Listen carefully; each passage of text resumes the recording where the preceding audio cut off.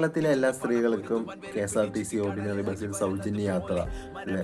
വെള്ള ബസ് എല്ലാ ഓർഡിനറി അല്ല, എല്ലാ റെഡ് ബസ്സും സൂപ്പർ ഫാസ്റ്റും അല്ല എന്ന തിരിച്ചറിവ് എനിക്കിന്ന് മനസ്സിലായി. പക്ഷെ ഈ പദ്ധതി, ഞാനൊരു ചോദിക്കും, ഈ പദ്ധതി സക്സസ്ഫുൾ ആണോ? ഒറ്റപ്പെട്ടു പോയോ? എല്ലാ സ്ത്രീകളിലോട്ടും ഈ പദ്ധതി എത്തുന്നുണ്ടോ? ഒരിക്കലുമില്ല. കാരണം KSRTC ഓർഡിനറി ബസ്സുകൾ ഓടുന്ന ആ റൂട്ടിലുള്ളവർക്ക് മാത്രമാണ് ഇതിൻ്റെ ഒരു ലാഭം.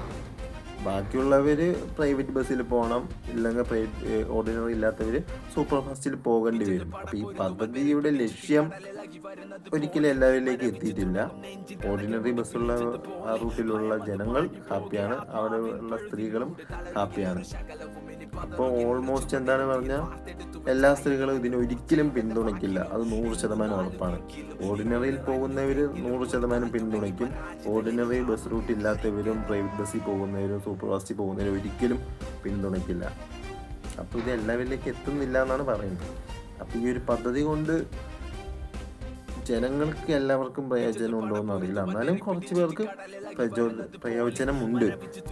നല്ല രീതിയിൽ മുന്നോട്ട് പോട്ടെ. ബാക്കിയുള്ള ബസ്സുകളിലേക്ക് എത്തിക്കുക, ഇല്ലെങ്കിൽ എല്ലാ വൈറ്റ് ബസ്സുകളിലേക്ക് എത്തിക്കാൻ നോക്കി KSRTC.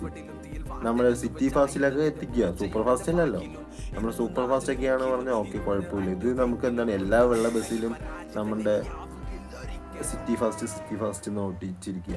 അപ്പോൾ ടൗൺ ടു ടൗൺ പോണതെല്ലാം ഞാൻ പണ്ട് വിചാരിച്ചുകൊണ്ടിരുന്നത് ഓർഡിനറി ബസ്സാണെന്നാണ്. ഇപ്പം അത് മാറി അതെന്നാ സിറ്റി ഫാസ്റ്റ് ആണെന്ന് പറഞ്ഞിരിക്കുന്നത്. പണ്ട് സിറ്റി ഫാസ്റ്റ് ഒന്നും ഒട്ടിച്ചിരുന്നില്ല, ഇപ്പോൾ നമുക്ക് തിരിച്ചറിയാൻ വേണ്ടി ഒട്ടിച്ചതാണെന്നാണ് പറയപ്പെടുന്നത്.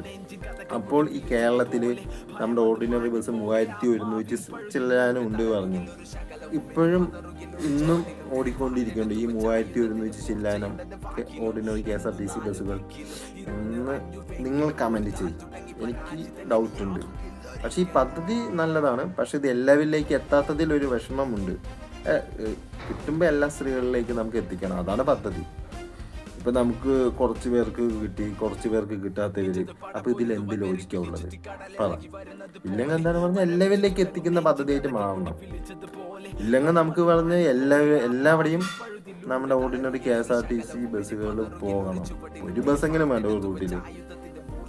ഒരു ബസ്സും ഇല്ലാത്ത അല്ല, ഒരു ബസ് പോലും ഇല്ലാത്ത കുറേ റൂട്ടുകൾ ഇഷ്ടം പോലെ ഉണ്ട്.